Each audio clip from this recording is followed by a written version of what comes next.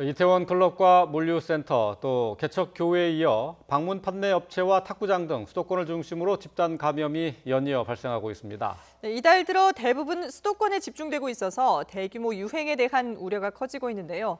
정부는 방역을 위한 행정명령을 지키지 않으면 엄정히 대처할 방침도 밝혔습니다. 천은미 이대목동병원 호흡기내과 교수와 함께 자세한 내용 알아보겠습니다. 안녕하십니까? 네, 안녕하세요.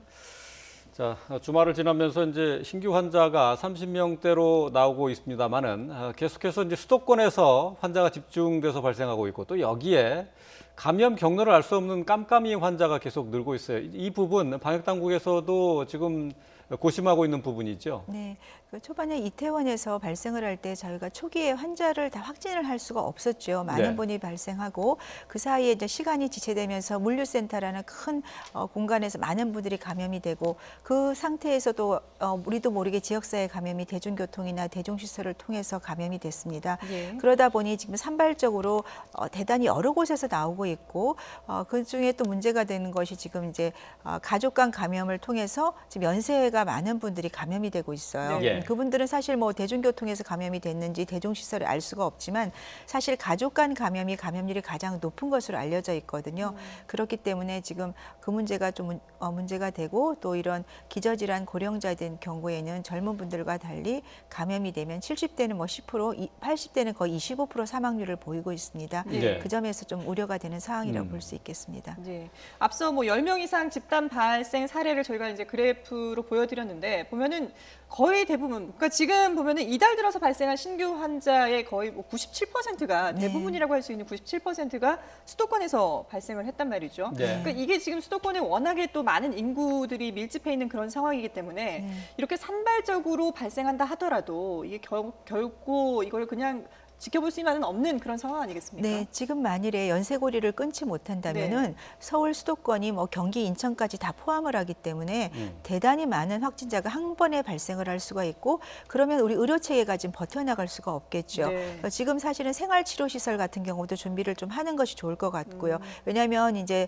젊은 분들 중에도 입원이 필요한 경우가 있죠. 그리고 네. 중증 환자라든지 기저질환 연령이 높은 분은 반드시 입원 치료가 필요하기 때문에 병상도 조금 준비가 돼야 되는 그런 문제가 있는데요. 지금 날씨가 너무 덥잖아요. 그렇죠. 네. 그러니까 여러 가지 지금 우리 뭐 일반인들도 마스크 쓰기 어렵지만 의료진도 대단히 힘이 들거든요. 그러니까 연쇄고리를 빨리 차단을 해줘야지만 이 문제를 해결할 수 있다고 생각합니다. 예. 네. 방역 당국에서도 이제 비슷한 얘기를 이제 내놓고 우려를 하고 있는데요. 자, 지금 이제 인구 밀도가 높고 유동 인구가 많은 수도권의 특성상 이제 연쇄 감염의 우려는 대단히 높은데요. 이 감염의 고리를 끊어내는 게 중요하다 이렇게 지적을 했습니다. 또 방역 수칙 준수도 다시 한번 당부를 했었는데요. 잠시 들어보고 오겠습니다. 수도권에 코로나19 환자가 집중되는 양상이 뚜렷합니다. 최근 수도권 코로나19 전파의 주요 특징은 산발적인 연쇄 감염이 다양한 장소에서 계속되고 있다는 점입니다. 여러 종교 소모임을 통해 집단 감염이 발생한 가운데 방문 판매 회사와 양천구 탁구장에서 또 다른 감염 사례가 발견되었습니다.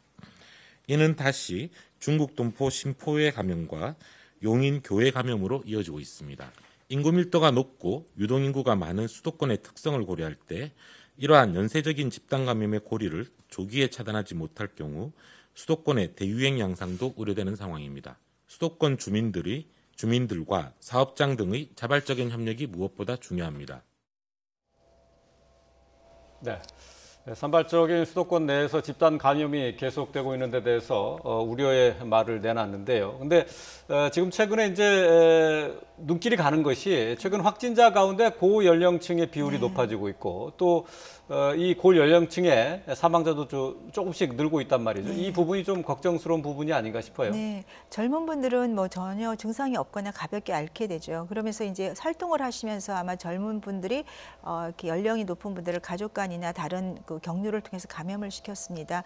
코로나19 특징이 그 70세 이상이거나 고혈압이나 당뇨, 그다음 호흡기가 나쁜 분들한테는 뭐 그 치사율도 높지만 네. 거의 2배, 3배의 그런 나쁜 그런 조금 안 좋은 영향을 줄 수가 있습니다. 예. 그래서 지금 특히 수도권에 만일에 폭발적으로 고령이나 기저질환 환자에서 이런 감염이 일어난다면 의료 체계의 붕괴나 그런 문제가 올 수가 있기 때문에 지금 최대한 빨리 확진자를 찾아야 되고, 근데 확진자를 찾는 건 한계가 있어요. 너무 네. 많은 분들이기 때문에 지금까지 코로나19를 몇 개월간 경험을 보면 이 거리 두기가 굉장히 중요한 것 같아요. 우리가 그러니까 어떤 오후라든지 퇴근 후에 이런 모임이나 그런 걸 자제하는 것만으로도 많은 그 감염의 차단 고리를 끊을 수 있다는 점에서 예. 마스크 착용과 더불어서 사회적 거리두기가 매우 중요한 것을 알 수 있겠습니다. 예. 근데 사회적 거리두기를 해야 되지만 사실상 이제 지금 생활 속 거리두기가 시행이 되면서 많은 분들이 이제 그냥 예전처럼 좀 일상생활을 하는 분들도 많이 계시거든요. 네. 그러다 보니까 이 N차 감염을 이제 차단하는 게 더 어려워지는 게 아닌가 싶은데요.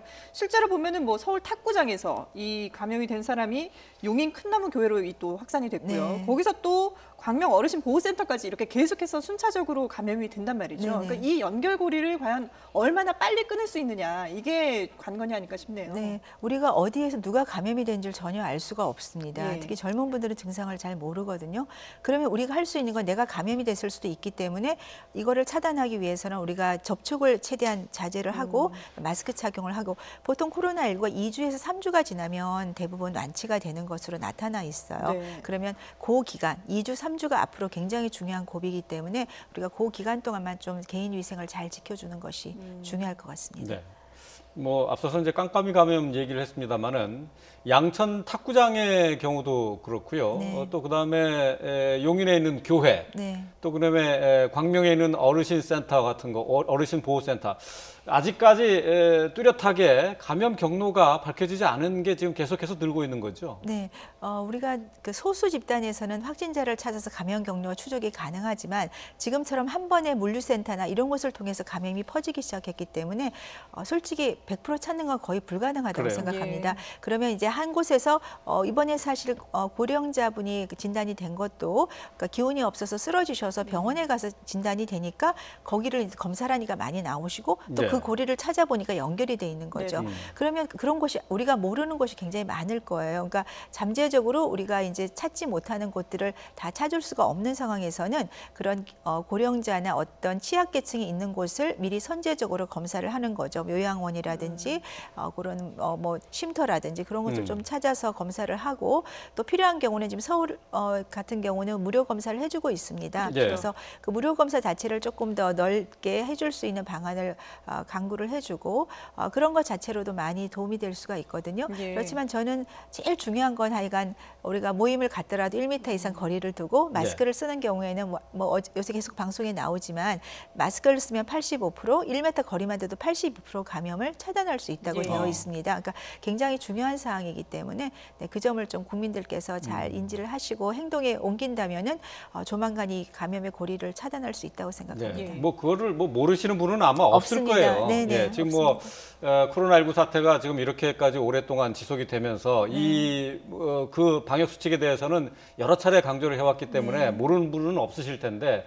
근데 생활에서 적용하는 게 아무래도 쉽지 않고, 그다음에 지금 거의 어느 정도 일상생활로 다 복귀한 게 아닌가 싶습니다. 네, 일상생활을 지금 하고 있죠. 사회적 거리두기를 하게 되면 사실 우리 경제 문제 때문에 생업에 종사하시는 분 입장이 너무 어려워요. 그래서 다시 돌아가는 건 지금 조금 어렵고 그건 고려를 더 해봐야 되겠죠. 하지만 생활 방역이지만 우리가 일반적인 그런 어떤 생활 방침을 사회적 거리두기에 준해서 한다면은 훨씬 감염을 줄일 수 있다고 생각하거든요. 네. 그러니까 그 고리를 차단. 그러니까 우리가 탁구장에서 확진자가 나왔지만 마스크를 좀 철저히 착용을 했다 막을 수 있었겠죠. 네. 그래서 우리가 뭐 태권도장 같은 경우는 지금 확진자가 한 명도 안 나왔습니다. 그럼 그만큼 많이 이제 활동을 하는 곳임에도 불구하고 개인 방역을 철저히 잘 준수를 했고 관계자분들께서 그만큼 많은 그 도움을 주셨기 때문에 확진자가 안 나온 그런 사례가 있거든요. 네. 그렇다면 이런 사례를 우리가 모든 곳에 적용을 할 수가 있다고 생각해요. 그래서 개인 방역이 제일 중요한 거를 여러 번 강조하는 게 지나치지 않다고 생각합니다. 예. 네.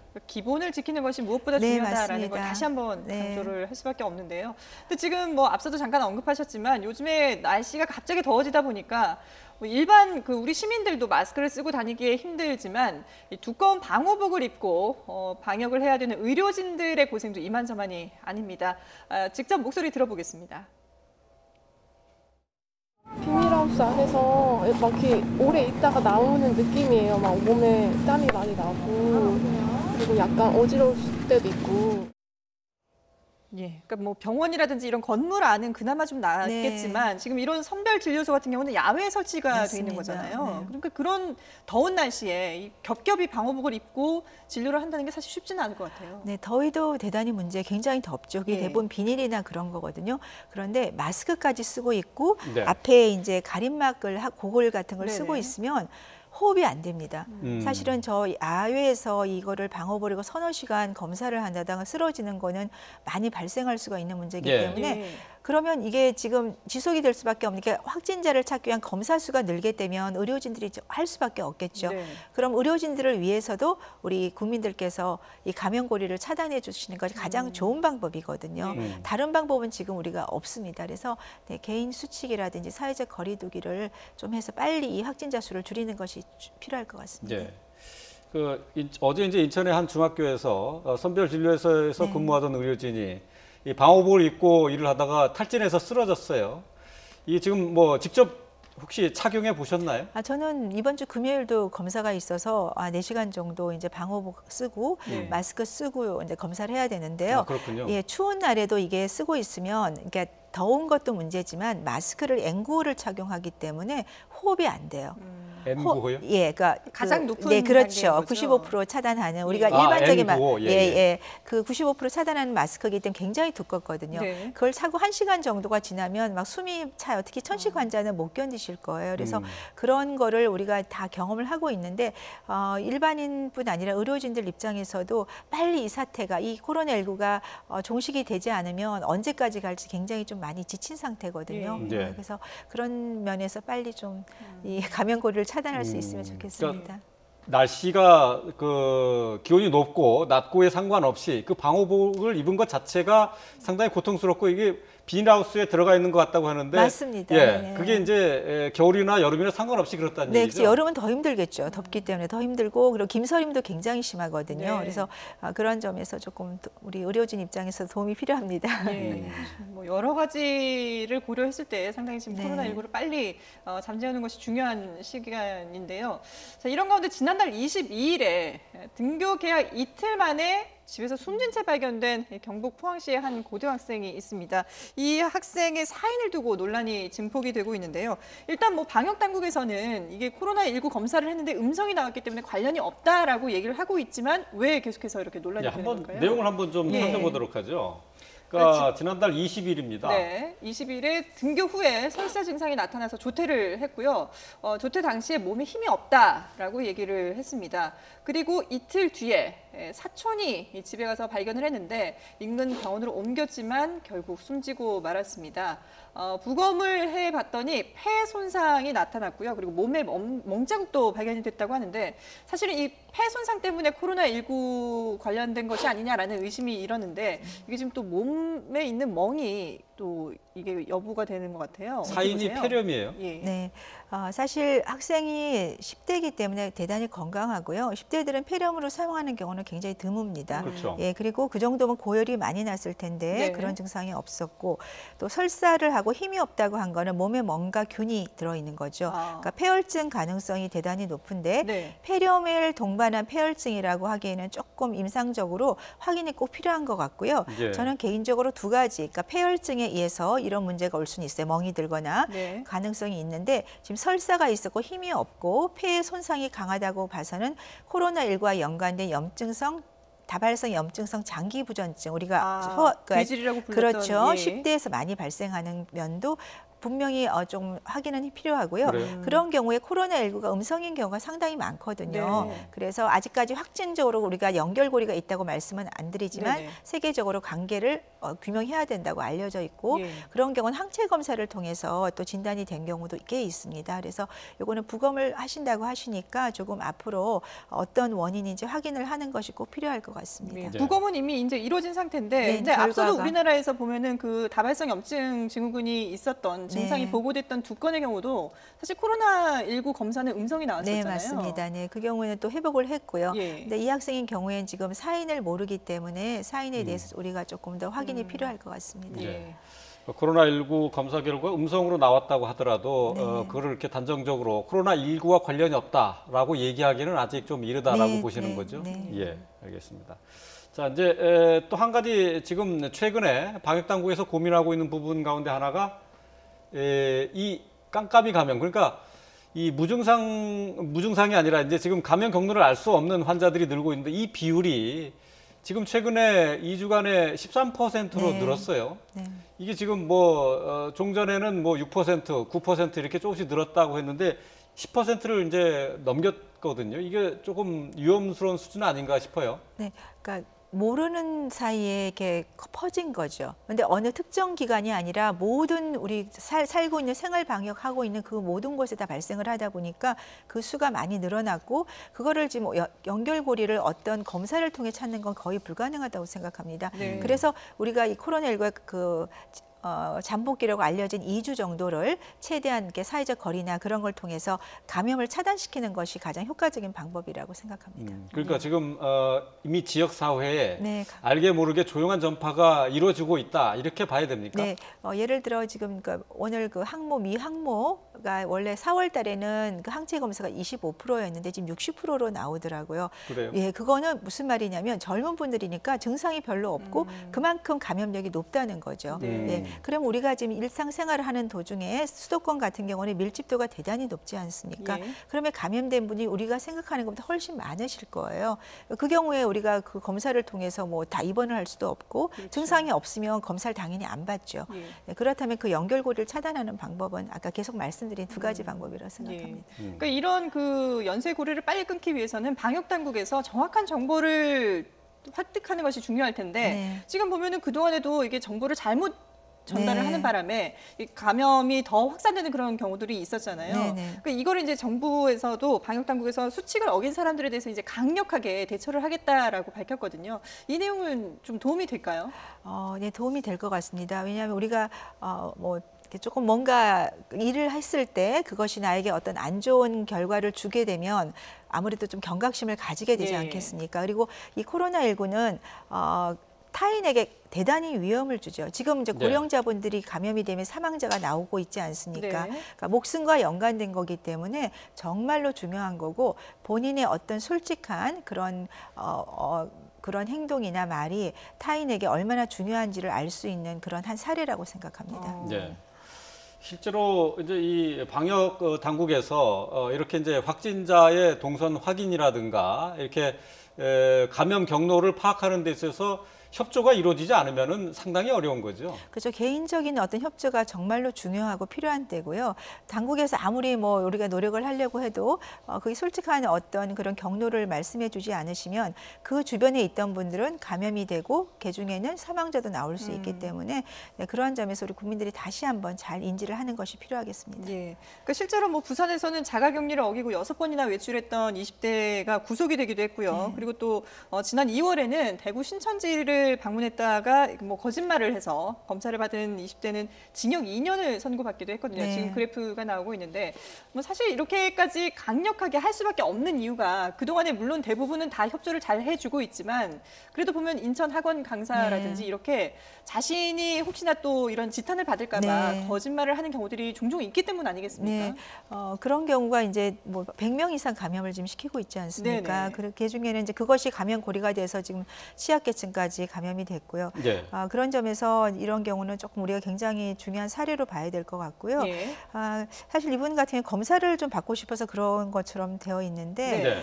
우리 검사 자체가 사실은 조금 제 개인적으로 비용이 좀 비싼 것 같아요. 그래서 예. 검사비를 우리가 독감 검사하는 것처럼 네. 조금 만일 좀 낮춰주신다면 우리가 좀 검사를 좀 본인이 걱정이 되는 경우에 받을 수가 있을 것 같거든요. 예. 그래서 앞으로 국가에서 이거를 조금 보험을 할 수 있게 네, 독감 검사하는 정도로 좀 해주시면 네, 저 예. 의료진 입장에서는 굉장히 필요한 항목이라고 생각합니다. 예. 지금 개인적으로 원해서 진단 검사를 받을 경우 얼마나 들어갑니까? 한 거의 16만 원 가까이 받는 경우도 있고 조금 다르신 것 같은데요. 그러다 보니까 이제 조금 증상이 있는 경우는 못 받으시는 경우도 꽤 네. 있죠. 예, 비용이 부담이 되실 예. 수 있습니다. 네.